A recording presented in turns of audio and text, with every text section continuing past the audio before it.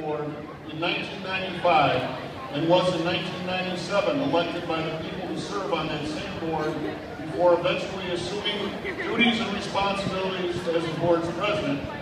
And whereas he is himself an accomplished scholar, having graduated from West Aurora High School in 1958, then going on to earn his Bachelor's of Science from Yale University in 1962 and a Master of Business Administration from Stanford University in 1964, later attending the John Marshall Law School.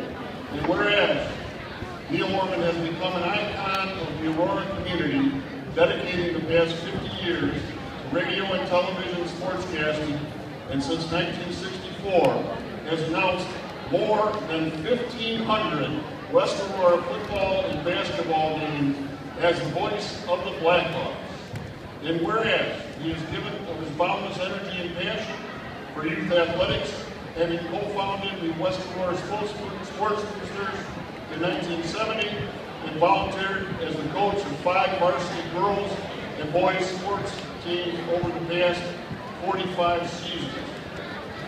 It is now therefore my honor as Mayor of Aurora to ask all Aurorans to recognize the immeasurable contributions made by Neal Ormond to the residents of our city, and especially to the students of Aurora, as I do hereby proclaim January 25th, 2014 as Neal Ormond Day in the city of Aurora.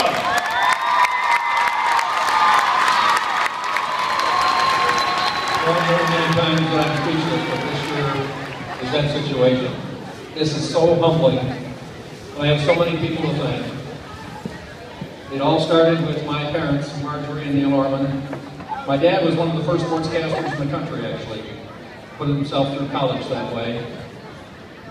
They encouraged me, even though I had some concerns about getting into speech activities. And they were the best supporters one could have as I began my avocation career. I want to thank my siblings who actually were part of my first broadcast, because my brother Paul was playing in the first game in 1964, and Marty and Rich were there to carry the equipment for me. Paul later went on to fill in for me one day when I came down with laryngitis when he was in college, and that's an experience that we'll never forget as a family. I want to thank my children who've been such blessings. My son Neal, son and daughter Chrissy came all the way from California today.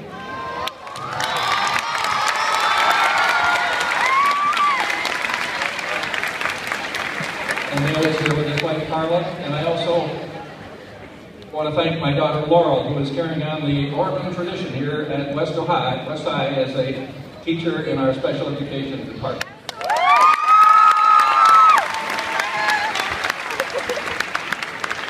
I want to thank so many people who made it possible for these broadcasts, starting with my real mentor, Bob Locke, who said if I took a job back in Chicago, I could start doing West High games. And I did that in 1964. And over the years, the radio stations that have carried us, WMRO for 26 years, WKKD for 11, and for the last 10 or so, WBIG, I should say, the station we're broadcasting on tonight. And through it all, I've had so many partners who have helped me, starting with my family, people like Grail Gilkey, Bill Small, among the others, Jeff Hamm, who is now broadcasting professional baseball down in Nashville, Chris Fabers, my current partner, Bob Burnell, another longtime friend who's helped me, and my longest friend who's been with me for about 40 years behind the microphone, West High coach and teacher Rick Albright. All of these folks have really been important to the broadcast.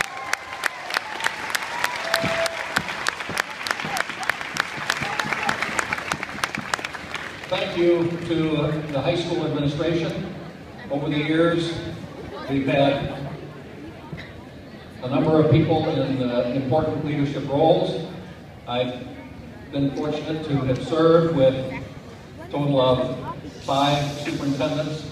We've had 13 different principals We've had 13 different head football coaches, only 3 head basketball coaches, 9 athletic directors, and over the years, so many loyal fans. I want to thank the fans who have supported us, who've been constructive in their criticism, and have certainly stimulated me to reach for the stars in the way we broadcast. And most of all, I want to thank the students. That's what it's all about. There is no finer routing section in the state, I'm convinced, than our Westboro Routing.